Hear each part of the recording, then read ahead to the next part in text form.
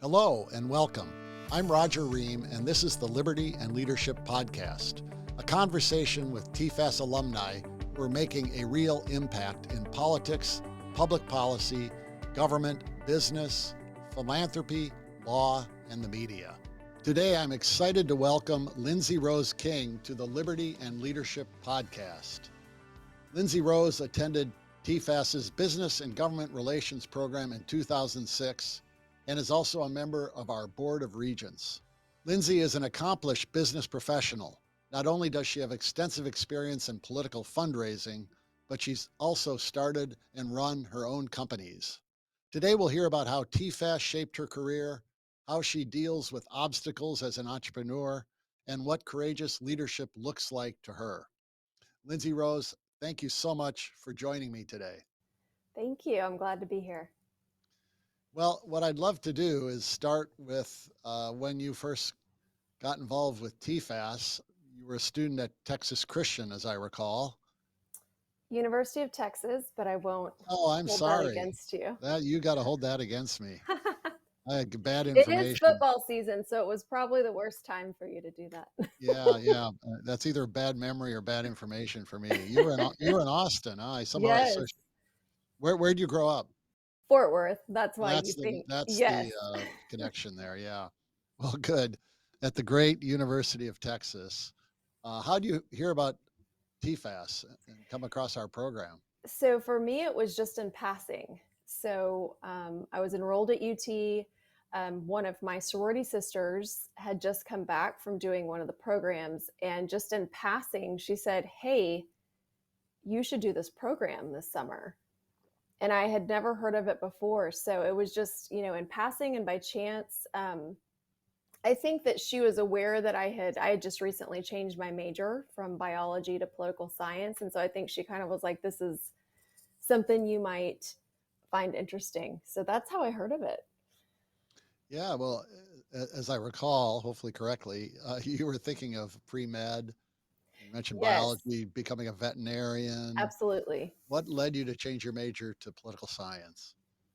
It was the required Texas government class that the University of Texas at the time made me take in order to be in the College of Natural Sciences. And so I had been dreading that class.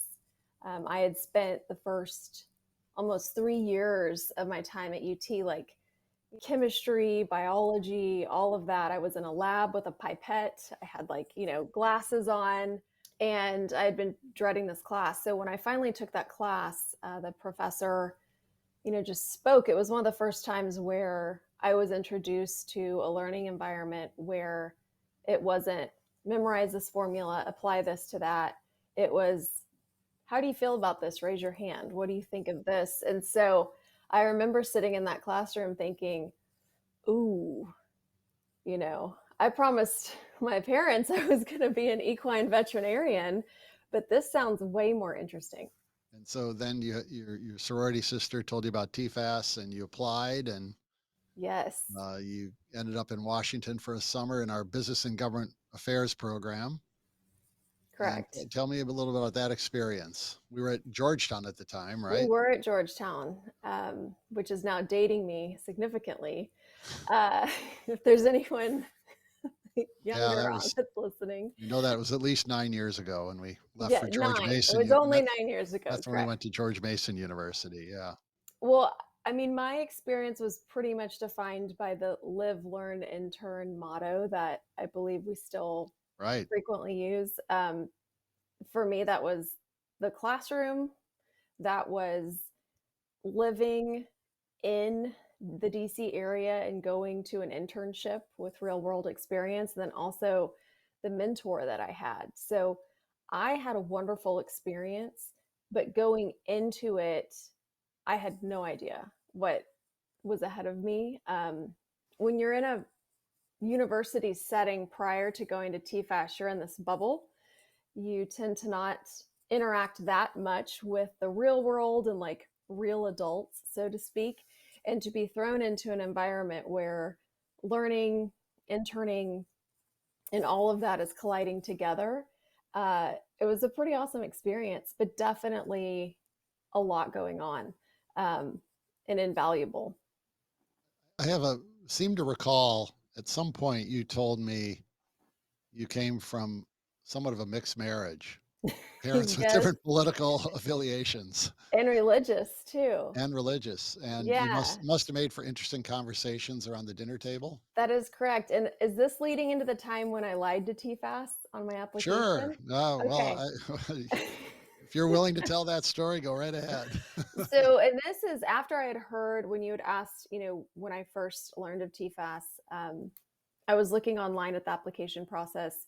And as history, prior to this, I had a Catholic mom who was a Democrat, and my father was Methodist and extremely conservative. So growing up, it was constant conversations and arguments back and forth at the dinner table. I mean, it just was the way we were, confrontational and back up your claim. Um, so I was surrounded by different sides all the time. And when I showed my mom the online application for TFAS, she leans in and at the time I was extremely liberal. I was interning and campaigning in Austin for the Democratic Party and candidates that they had. My mom leaned in and she goes, because I think one of the questions at the time was how conservative you are. It was something along, I mean, someone could pull up something from that many years ago, but it was how conservative are you, you know, ABCD. And my mom goes, Lindsey, you have to pick the most conservative option because this is a very conservative organization. And I was like, sure, I'll let them think I'm conservative because I want to get picked because my, friend had spoken about this program. Plus I was like, going to Washington, DC would be awesome. And so I lied on my application. I don't know if that says anything. My mom, the Democrat at the time, told me to lie. Uh, Well, I have to say, I have to interject that you didn't need to lie because, we our admissions is kind of blind in terms of your political outlook and continues to be. It was actually a decision we made in about 1974, I think, not too many years after we were founded, that we wanted to accept the best and brightest young leaders from across the country without regard to their perspective on any particular policy or issues or party affiliation. But you're right, when we accept students in terms of purposes of internship placements, we need to usually ask them their political affiliation, get a sense of that, because you wouldn't want to place someone who's like a college Republican in a Democratic office or someone who's a college Democrat exactly. in a Republican office. So that's when we kind of make that ask the student, and that's when you probably you Yes. fudged your And answer, I think I could actually clarify it wasn't a lie. I naively answered the question. How about that? I hadn't done or enough research before answering. it was a prediction of the future, maybe. It was. And I actually was placed at a fairly conservative internship, and I worked for them for 5 years after that. So, Yeah, and you had a good experience in your internship, I take it, because yes, I had a great they experience. hired you when you graduated? They did. And that's something I can talk about later, too.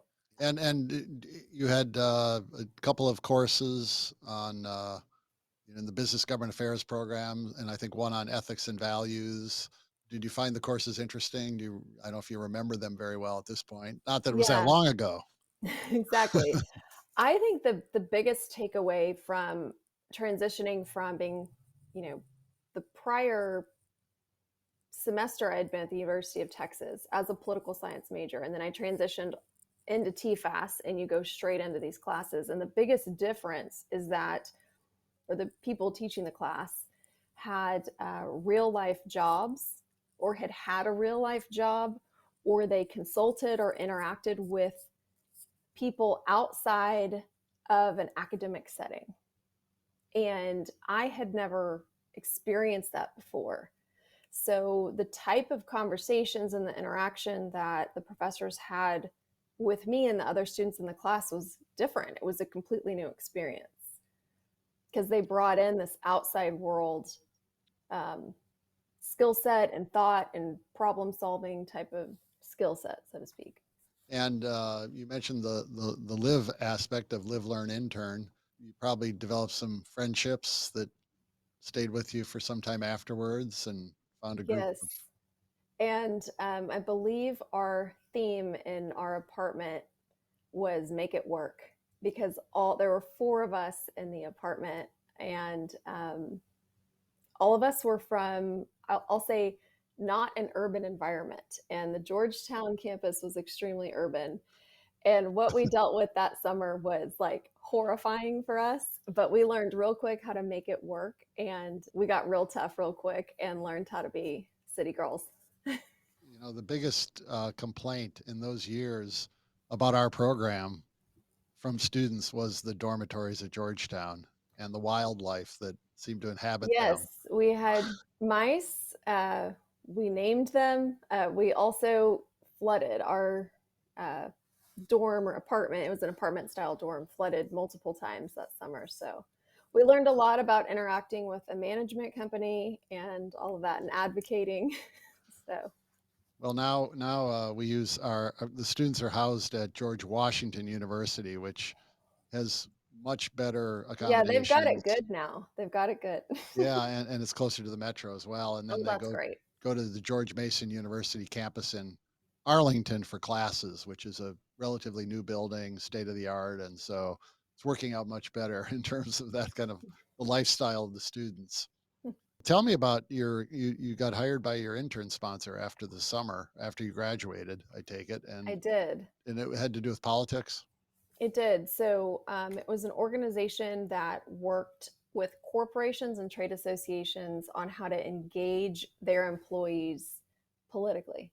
So we would come in and help them build that relationship with Congress and find out which representatives were, advancing things for their employees or advancing things for their customer base. And then also the second arm of that is we would consult them on how to then fundraise money legally and ethically in order to back certain candidates that business or trade association wanted to back financially. So it Yeah. was it was a pretty cool job and I learned a lot. Well, I love hearing from alumni who got their first job as a result of their internship. That's not that uncommon in our program, and it was true for me too. I did our program in much before you did, and interned for a congressman who hired me when I graduated from college, and I worked for him for almost 3 years. So, and in many of the podcast conversations so far, that has been the case where students graduate and then came back to work for their intern sponsor, which is wonderful. We love that. We love to provide ideas and thoughtful conversations at our program. And I should get back to what you said about the fact that we do recruit students from across the spectrum, and work very hard to make sure that it's a civil environment for them to engage in discussions about ideas, either in the classroom with professors who have real life experience or in the dormitory at night. I would assume your roommates weren't all of the same political persuasion. No, and same with the program I did. I mean, it has a different name now, the business and government one. But even the other students, we even clashed at times. And it was great though, because we all were there for the same purpose. We were there to get this experience outside of the university that we were coming from. None of us had any ties to each other prior to coming to TFAS. And so it was just a very unique environment to discuss ideas. It was discussing ideas free of any previous bubble or family environment or friendships that you had prior to that. It was all new. Well, I had breakfast with some students toward the end of this summer's program, and I remember asking them whether they've had really heated arguments in the dorm at night over controversial issues like, say, Supreme Court decisions that have been issued this summer. And the response I got was, oh, no, they haven't been that heated. We just really appreciate the opportunity to hear different perspectives from each other. And I thought that's great. I loved hearing that because that's really what we try to set up at orientation now is have friends who have different perspectives than you. Be willing to listen and engage in civil conversations. And, it's unlikely any of you will persuade anyone of a different viewpoint in an argument at night in your dorm. Yep. That person you're arguing with isn't going to suddenly see the light and change their view on the issue. So, be willing to have a civil discussion and listen. And hopefully that's what took place that summer when you were at TFAS. Absolutely. And it's good to hear that it's still happening and TFAS is providing that environment for it to happen. That's the most important thing.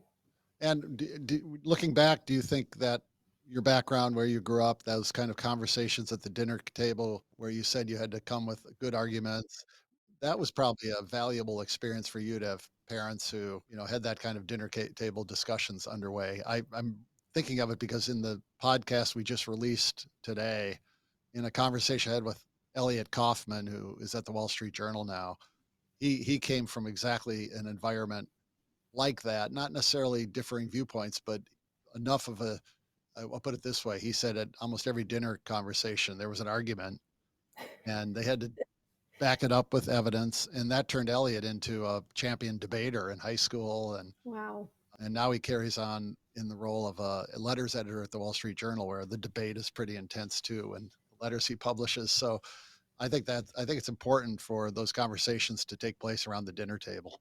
Absolutely. And to then have an opportunity to learn how to use those conversation skills my first summer in DC with TFAS. It was, you then continue to learn after you get out of your home environment how to speak with one another, how to state your case, because in a lot of situations, at least once you go into the professional working world, a lot of decisions are compromises.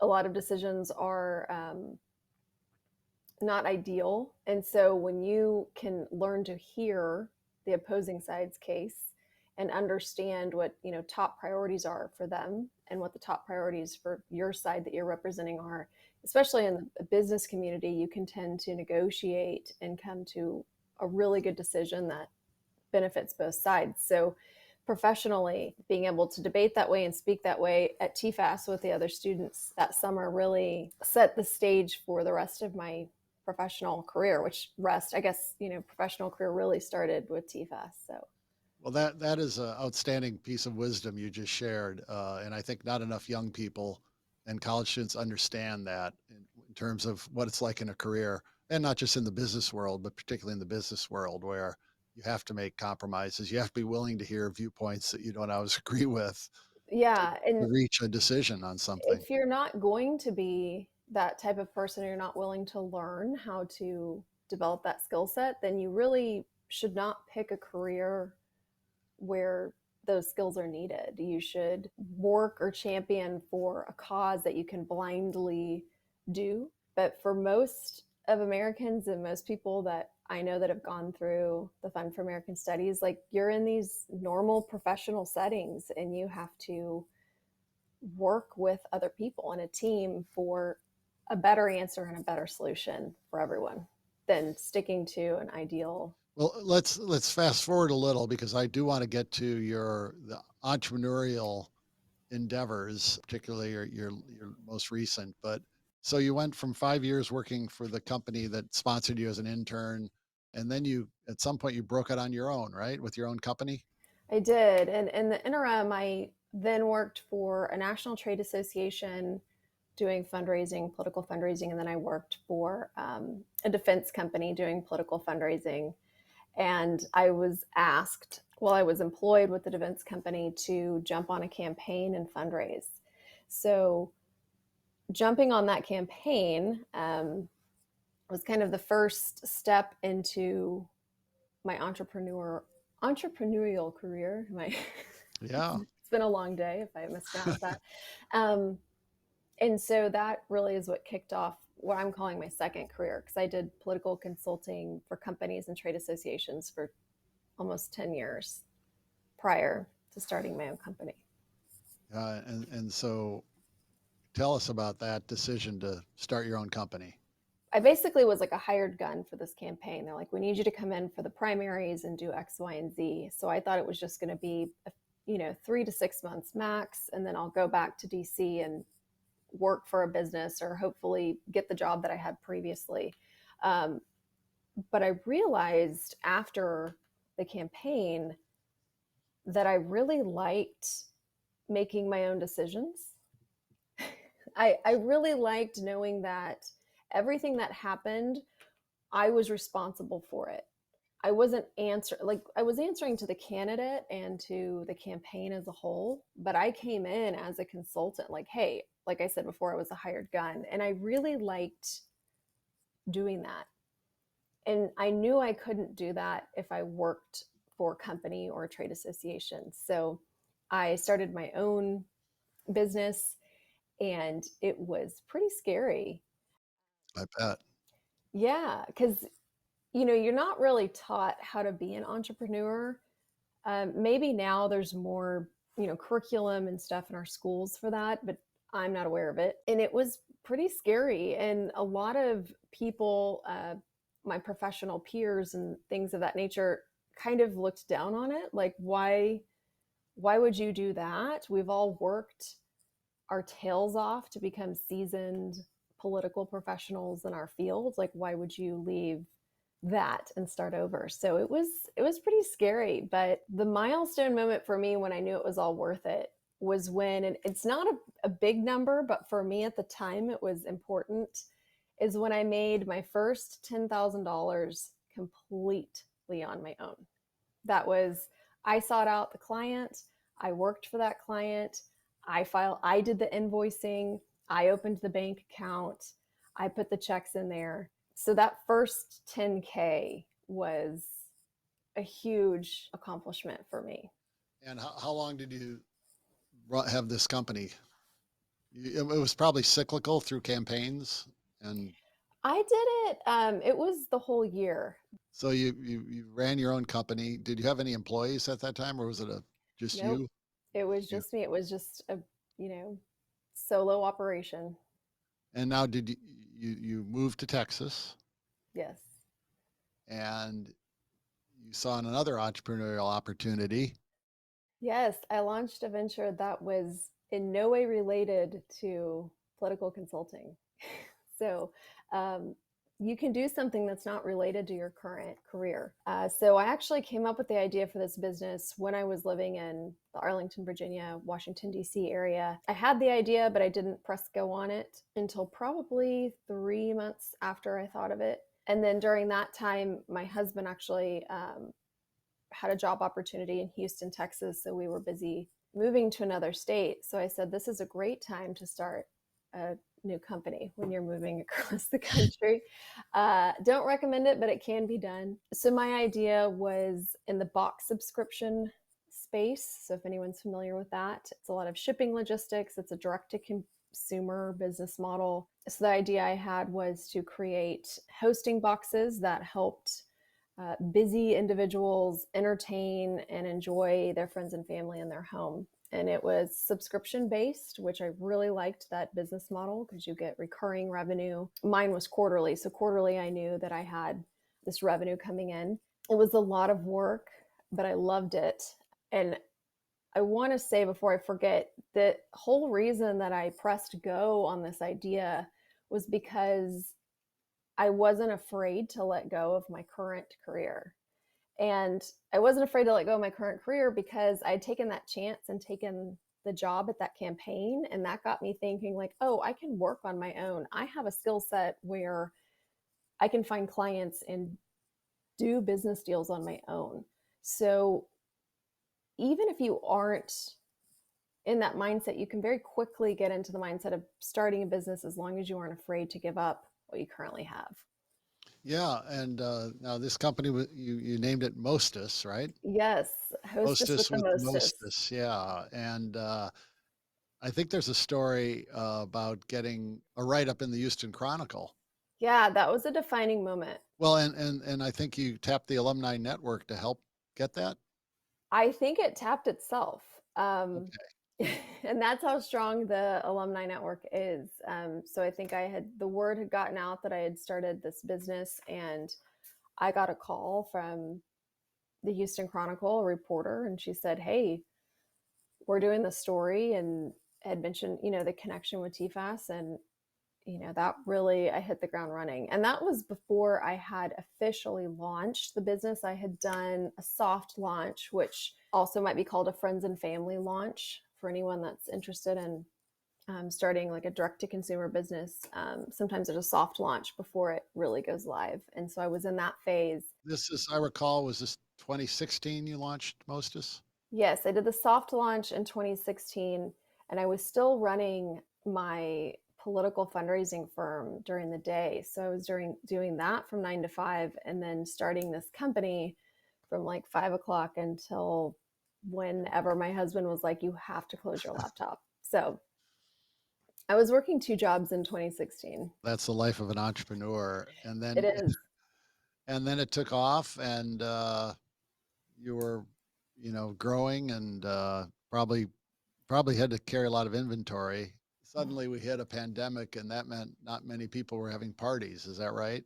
Yes. Well, what's interesting with my business was that I didn't lose my customer base. I had actually, well, for the most part, since it was subscription based, which is a huge, I totally advocate for businesses that are subscription based because of the recurring revenue. But I had a great base of customers that loved the product and could financially, because we were a luxury product, so they could financially handle it. But the biggest issue that I faced was in the shipping and logistics portion of my business. And I'll kind of put things in simple terms, but I had to rely on my wholesalers who were getting products overseas. A lot of things were held up on shipping containers for long periods of time, or they weren't getting anything because factories shut down.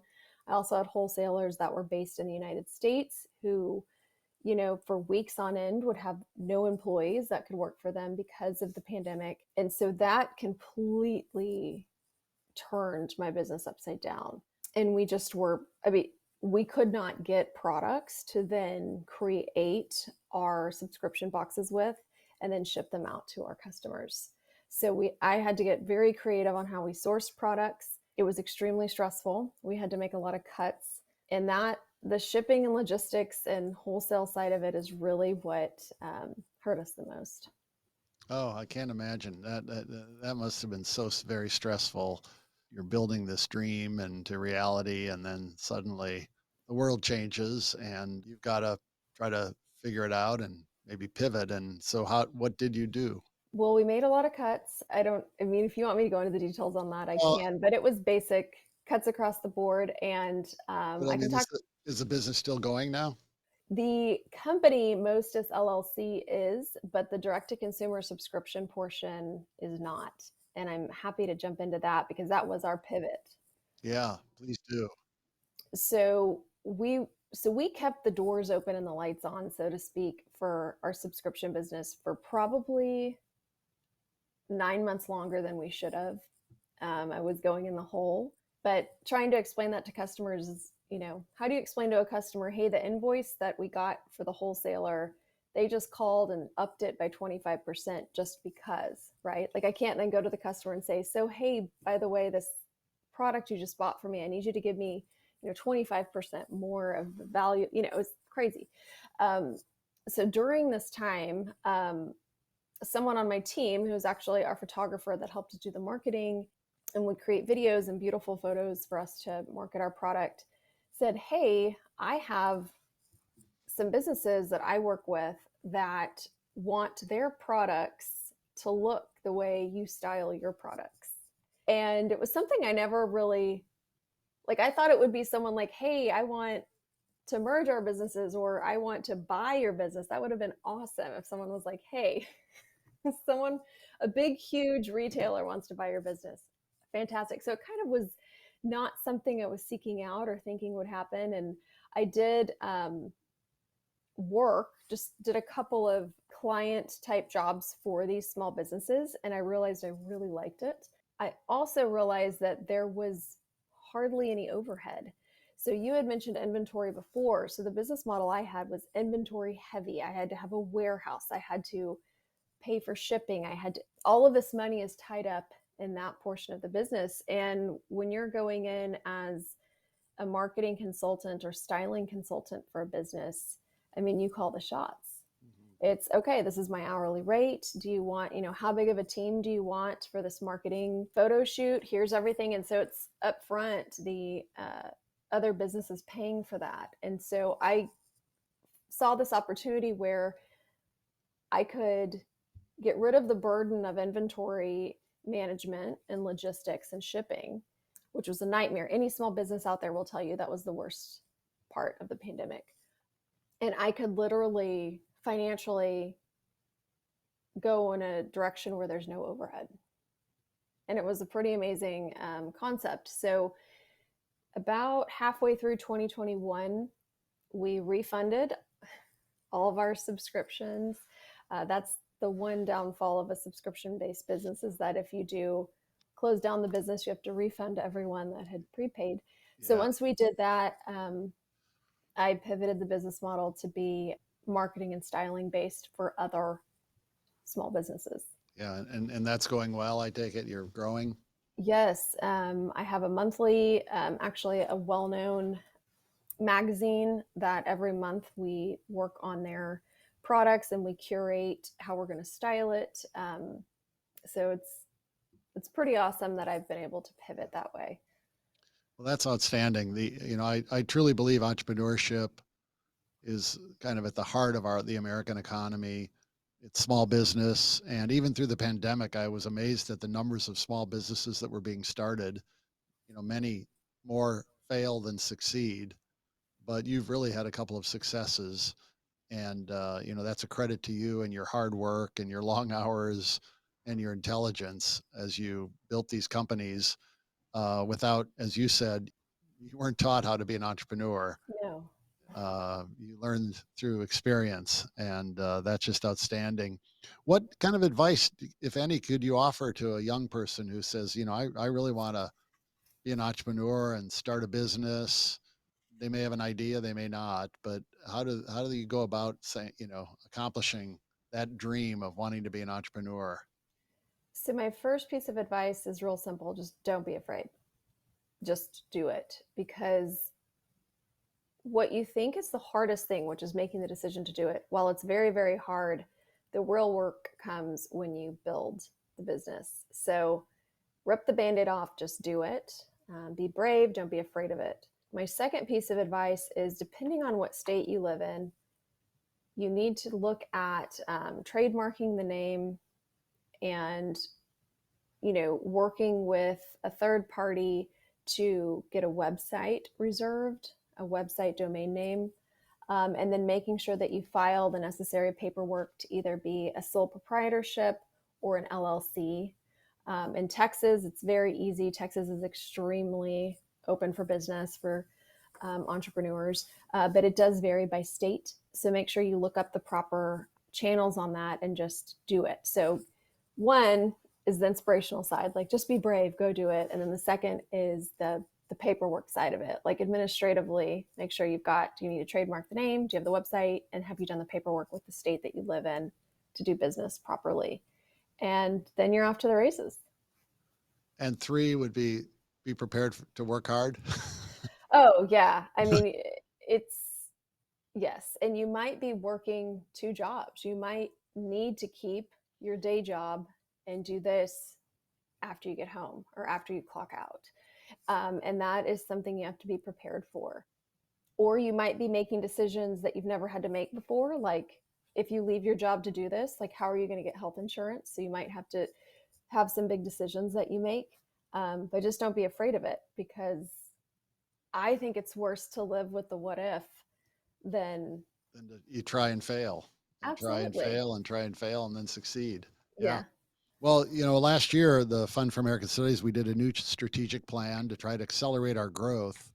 And in reviewing our mission statement, the one change we made in it, where in the past it said developing leaders, we inserted the word courageous. Our aim is to develop courageous leaders, because in so many walks of life, even more so today than in the past, I think a leader has to have courage, because they might fail. Someone might try to cancel them or shut them down or Or steal ridicule their them idea. or steal their idea. Yeah, so you do have to have courage to be a leader, and I'm glad you touched on that when with your first piece of advice about don't be afraid, be brave, be courageous, because it does often take courage, personal courage, to try anything new and to make a difference in the world. what other advice might you offer just in general to young people today in college who are going to be coming out or attending our programs and trying to figure out what to do in their lives about leadership or about having influence among those they're around? That's a heavy question. Yeah, you can take it in any direction, but you're a leader in many ways, and you're also someone who's making a difference through your businesses. Well, thank you. So my advice for students going through the program or about to go through the program or just coming out of it, as far as being courageous, it's in my mind, it's real simple. It's when an idea and an action come together and you're the person that initiates that. And the question you have to ask yourself is, can I do that? And can I do that and also bring others along with me? And so that's the leadership portion of it. So the courageous portion of it is, can this idea and this action come together to do something? And then can I get others to follow me? And to get others to follow you, a program like the programs that the Fund for American Studies offer, that's how you learn that. Like, yes, I was fortunate to grow up in a family where we had crazy political discussions all the time. But then when I showed up at TFAS, I had to learn how to have these conversations with people that had their background was not at all similar to mine. And you have to learn how to, even something as simple as, hey, we should try out this new restaurant because we're all living in this cool city now. You have to find a way to get people to trust you and come with you to make that idea and that action happen. And so you can find certain ways to do that. For me, what really accelerated that was when I was asked to be a mentor shortly after I graduated from the TFAS program. So all of a sudden, I think I was like 22 years old, and TFAS is like, "Hey, you're experienced enough to provide life and professional advice for, an 18, 19-year-old." But you think of it and you're like, this is crazy. But at the time, for me, it was like, oh, now I have to look at myself. I have a year of professional, work on my resume. I've already done this program. I am now in a position to give advice to someone on how to do that. And that also helps develop your leadership skills and helps you learn how to be courageous, take an idea and an action, put it together, and get others to follow you. Well, this has been great, Lindsay Rose. I've really enjoyed this conversation because I think, you know, TFAS is located in the nation's capital in DC, and students who come to our programs are often looking to careers in politics. And I think they're often also influenced by professors to think if they want to make a difference in the world, the way to do that is in politics or even in sometimes they would say, and it's my line of work, so in the nonprofit sector, that's the only way to make a difference in the world. And I try to impress on them that, if you look at accomplished entrepreneurs like Steve Jobs and Bill Gates, they've created a lot of wealth. Their wealth is now funding philanthropy, but the real, I think they've generally have made more of a difference in their entrepreneurial lives than in their lives as philanthropists, even when they engage in really philanthropy that I admire. But the products they give, the private sector develops for us that make our lives easier, cleaner, healthier. And almost doesn't matter the business because you were taking, precious resources, investing them into creating value, and you were giving your customers something that made their lives better, and it freed up their time or enabled them to have fellowship with family and friends that they wouldn't have had. So I think you're a great example, and that's why for this podcast on liberty and leadership, we don't just want to bring on people who are holding public office. We want to bring in people who have created value through entrepreneurship and through the private sector. So my hat goes off to you. I thank you very much for joining us today. I don't know if you have a last word before we conclude this, but thank you for your giving back to TFAS as well along the way. Well, thank you. And I think my final words would be, you don't have to be in politics to make a difference. In fact, the skill set and the experiences you learn through TFAS, you can make a difference in your local community. Like, literally, the bare local, like your municipal government, your local government, your school system, all of that. Yeah. And it takes the same skill set to make change as an entrepreneur or someone locally as it does to make change in the United States Senate. So it's the same skill set, and I hope that students that are listening and former students and future students realize that TFAS creates that environment and protects the ideas of liberty and free enterprise and free thought that a lot of other students in other countries don't have. So take your skill set and know that you can use that outside of Congress. I'll just say that. You don't have to be a national politician. Well, thank you very much. I've enjoyed the conversation very much. My guest today has been Lindsey Rose King, entrepreneur, someone giving back to TFAS through our Board of Regents, new mother. Got a lot going on in your life beside entrepreneurship. Congratulations on your success, and thank you for joining us. Thank you. Thank you for listening to the Liberty and Leadership Podcast. Please don't forget to subscribe, download, like, or share the show on Apple, Spotify, or YouTube, or wherever you listen to your podcasts. If you like this episode, I ask you to rate and review it. And if you have a comment or question for the show, please drop us an email at podcast@tfas.org. The Liberty and Leadership Podcast is produced at K Global Studios in Washington, D.C. I'm your host, Roger Ream, and until next time, show courage in things large and small.